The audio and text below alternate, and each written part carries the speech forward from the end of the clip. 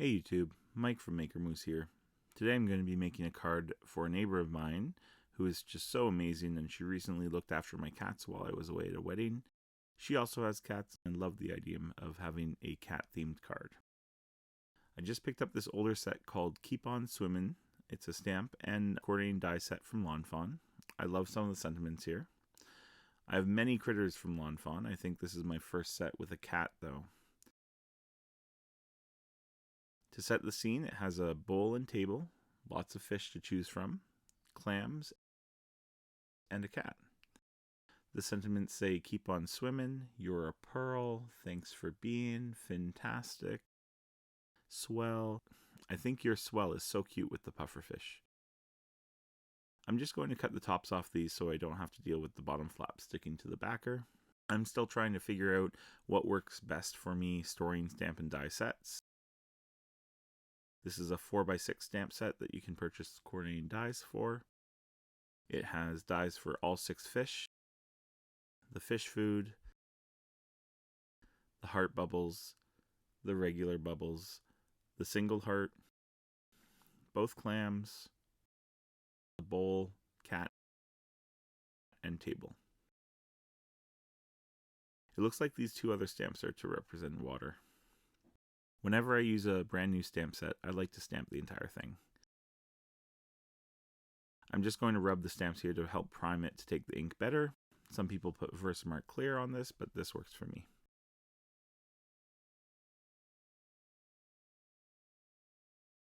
I'm just going to position the set and tape it to the lid of my stamping tool.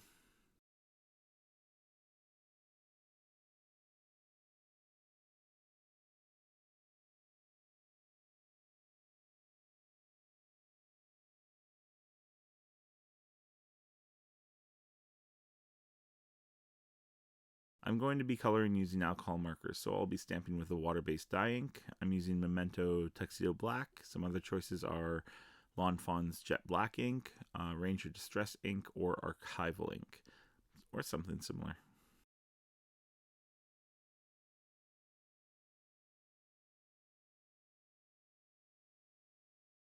Some of these I will be putting on a block to stamp directly onto the card, but I still like to see the whole set stamped out at least once.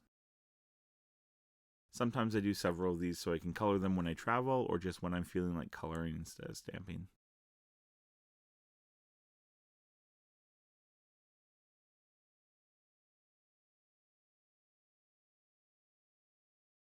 I have a Copic color chart here I'm going to refer to because I'm trying to match the markings of my friend's cat.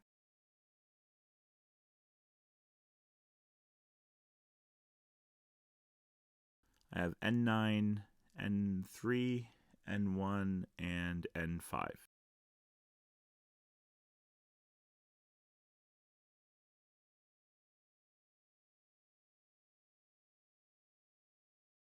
I've never colored a cat with markings before, so we'll see how it turns out.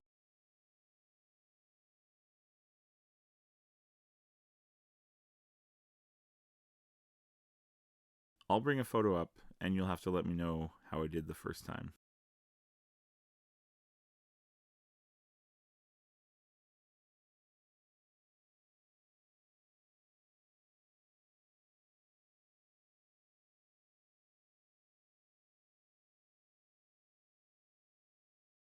I'm going to go in with the Zero Colorless blender to fade some of these colors, especially around the neck.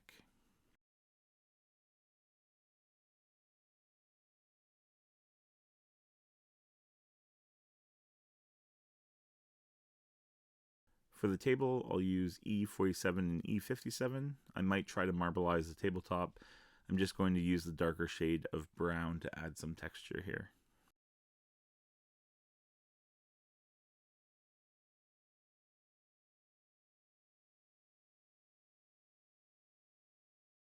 I'm going to use T10, that's toner 10 for the tabletop. I'm just going to try this off to the side before going on the table. So here I've gone in with the colorless blender again to see if I can add some veins to the tabletop.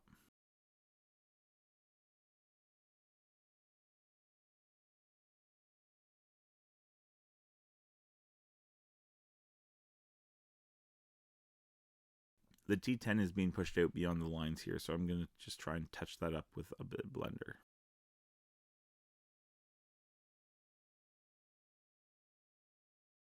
For the fish, I'm going to use Y08 and YR23 for more of a goldfish look.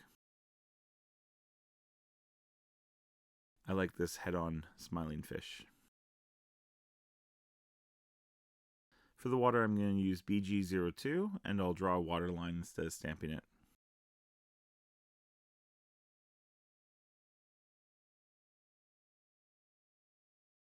The table is still bleeding out a bit. I'll start cutting these out and see if I like the cat and table. If not, I'll stamp a few more images and try something different. I've left some of my dies attached to each other. I'm only using what I need. If I'm ever feeling like doing some organizing, I go through and put the dies on magnet sheets, which I don't always grab this quickly, and I'll go through and cut more apart, sometimes even using my Dremel to sand down the sharp bits.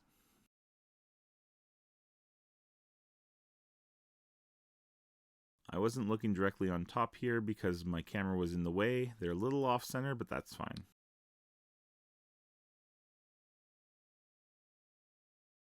For the table, I'm going to position the die lower to cut off the ink that bled.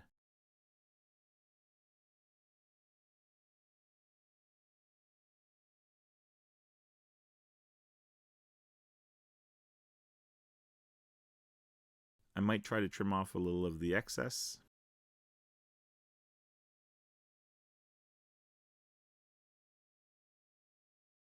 These scissors I have aren't the best for tight curves. I've been missing my fussy cutting pair for a while. I think I'm just going to have to replace them.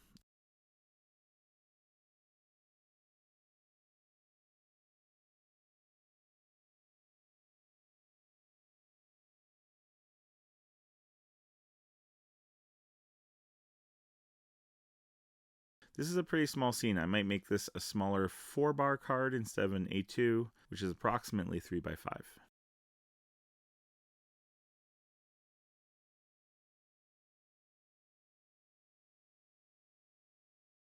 Now I have to decide what to do for my background.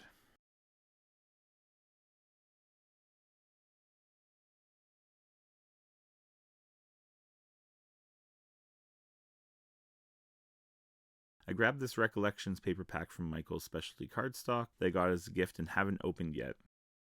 I don't use pattern paper often, but I'm trying to get myself to do things differently and use things that have been sitting around not being used. I mostly use plain cardstock, but let's see how I do with patterned. I'm looking for something that looks like wallpaper, and there's a fine pattern here. I do also have this Stampers Anonymous Tim Holtz tiny print stamp.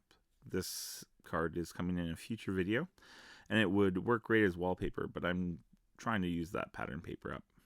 For the floor, I used a Sizzix Tim Holtz lumber embossing folder with some craft paper. I actually have a box full of pre-embossed cardstock. Alcohol ink, backgrounds, ink blended backgrounds, lots of choices. Now that I start to set the scene, I think I do want to go with an A2 size card.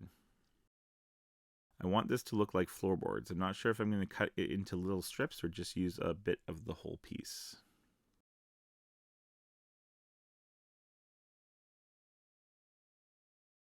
I'm trimming my paper down to 5.5 by 4.25.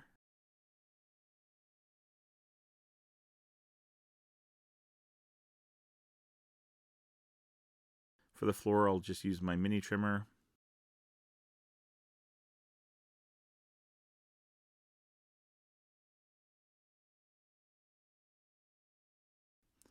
I'm looking at a small strip here, and I'm just going to do a single larger strip.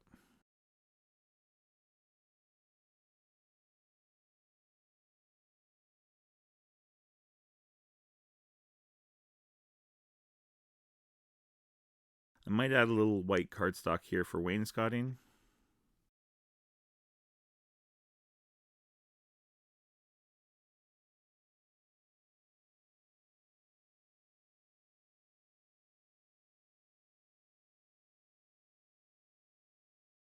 I've got an A2 card base here. I'm just going to use some tape runner on the background.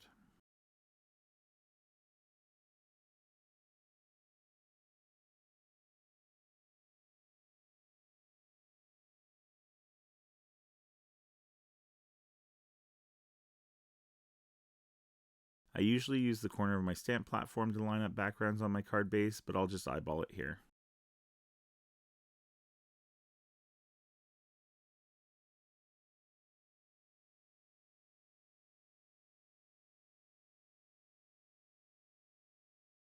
I'm going to grab some scrap cardstock for the wainscoting. I keep a folder full of any piece that is less than half a letter size sheet.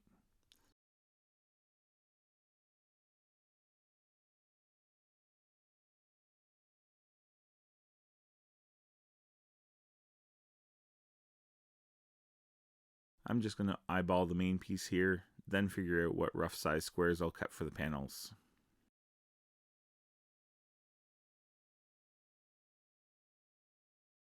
I'm stacking the squares here and just trimming them all at once to even them out.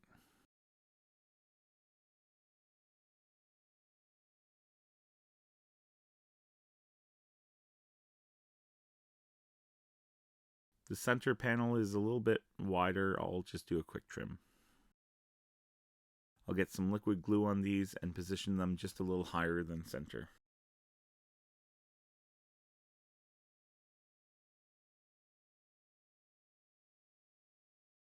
It's just a touch too long. I'll trim both sides for a nice clean edge.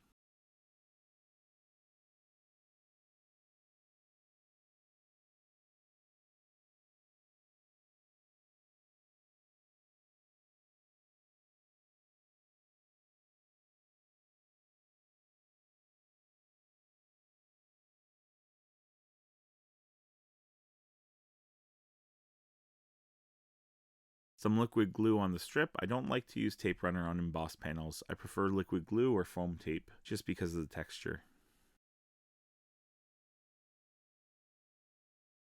I don't like how tall the table is against my background, even though I was hoping to hide my fussy cutting behind the floorboards. I'll place it a little lower so that the bowl gets intersected both with the wainscoting and the wallpaper, just making a more interesting composition. I'll get my little goldfish in here. It's coming together. I think I'm going to pop the cat up with some foam squares. For the tail, I'm just going to cut one in half.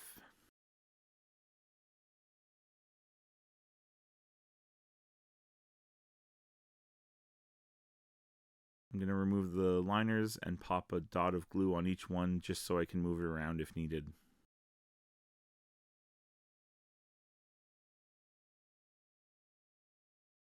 He's going to be offset a bit to fill the card front. I'll either put the sentiment up here or on the inside, I'm not sure yet. I'll see if she notices I tried to color this cat like one of hers. I won't be offended if she doesn't because it is a first attempt.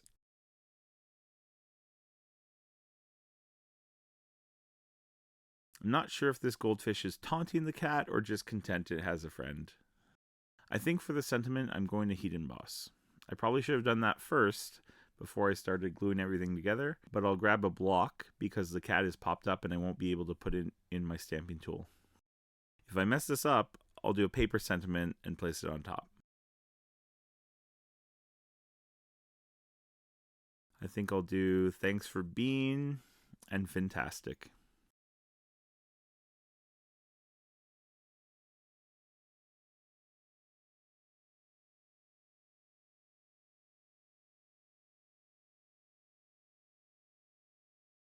I'll get my embossing ink pad. I have both Versamark and WOW, but lately I've been using the WOW.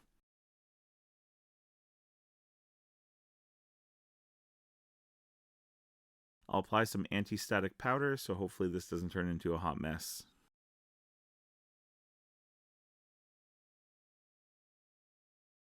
For the color, I'm either going to go with Blueberry Pie. It looks interesting, but then again, I can't experiment here. I think I'll just use silver today. The Blueberry Pie has some mixed colors that might look really good on this background, or it may be too busy. I'll get my embossing tool heated up here.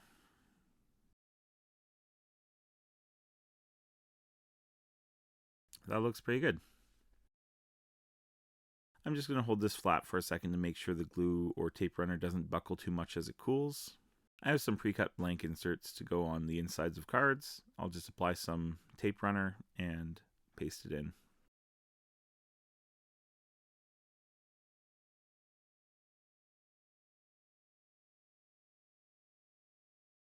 Here's my Keep On Swimming card from Lawn Fawn. I didn't plan any of this other than I wanted to use a set.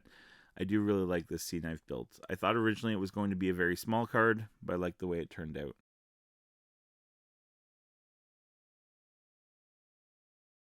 Stay tuned for my next video, which is going to be a magical shaker card for a birthday. We'll see you next time.